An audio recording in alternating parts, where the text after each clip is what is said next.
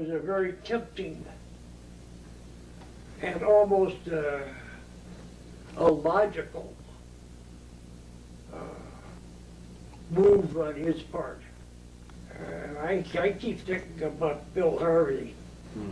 Call Harvey and say, look, there's some things I want to have done. I mean, Harvey didn't want just an additional CIA salary. He wanted to move on. And LBJ could do that for him if he were president. Right. He couldn't do much for Harvey or anybody as vice president. That was why he used Harvey as being available and corrupt. It was very easy for even the vice president to start working with Harvey or anybody else. Just say, I want you to do this, I want you to do that. And making sure that they had money that was not their own to do whatever the LBJ wanted to have done. So that when the president was assassinated, the vice president was right there and ready to move along. It doesn't speak well for our democracy at that particular time.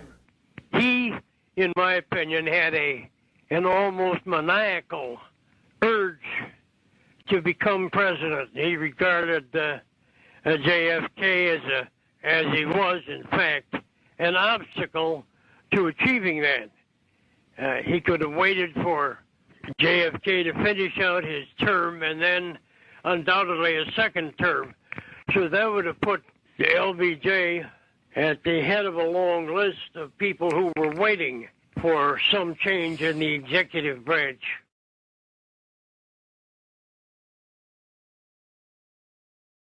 Harvey was just a very strange and complicated individual. A lot of people have sort of suggested that he was, that alcohol had taken control of him. First of all, he never should have been put in that position.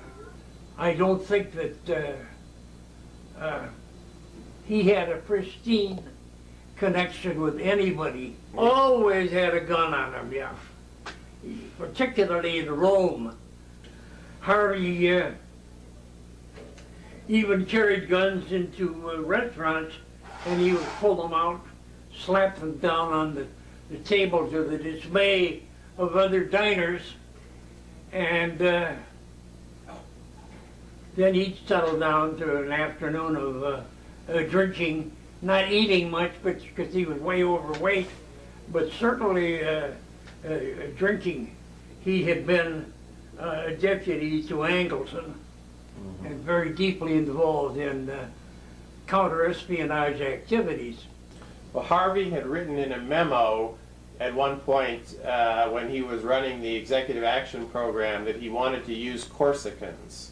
Yeah, wanted to use what? Corsicans. Yeah. As hitmen. Do you think it's possible that when he was in Rome that he might have recruited a Corsican assassin to kill Kennedy? Yes.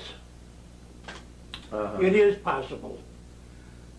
I mean, it's one thing to set yourself up in splendid isolation, and it's another thing to use that isolation as a tool, right, so that you're not an immediate suspect in the case of a capital crime. Right, right, because he was in Rome. Is that understandable? Yeah, okay. Very.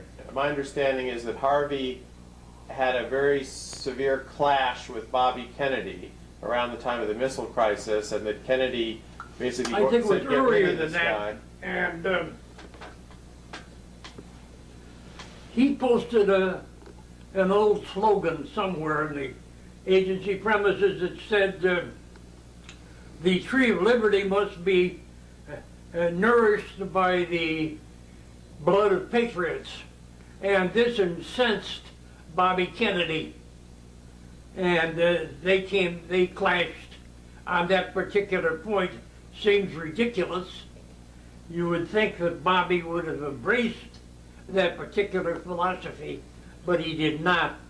And I guess he figured that Harvey was trying to steal some of the glory of whatever was going on in those days.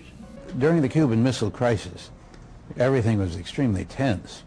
And suddenly it was discovered that Harvey had sent a team of people into Cuba, and the Kennedys were very concerned that this crisis might explode into nuclear war.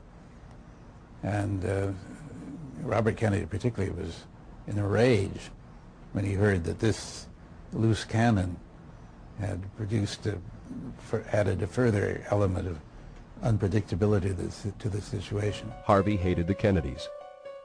After the Cuban Missile Crisis, he had a confrontation with Bobby Kennedy that virtually ended his career, exiling him to an intelligence station in Rome. We had a terrible experience with the ones that were handling it at the time of the missile crisis. They were going to send 60 people into Cuba right during the missile crisis. Nobody knew what they were doing, and we pinned it down to the fellow who was supposed to be in charge, and he said we planned it because the military wanted it done, and I asked the military, and they never heard of it. Oh my God. This is the same fellow who did put the tunnel under Berlin, and so he was, you remember that tunnel in 1948? They constructed a tunnel under and built it up into the intelligence office of which was a hell of a project. Yeah. But he did that better than he did this. Of course, I was furious because I said you were dealing with people's lives. And the best of the Cubans, and they're the ones that volunteer, and then you're going to go off with a half-ass operation such as this. We had a meeting at the Pentagon. I never saw it, never seen him since.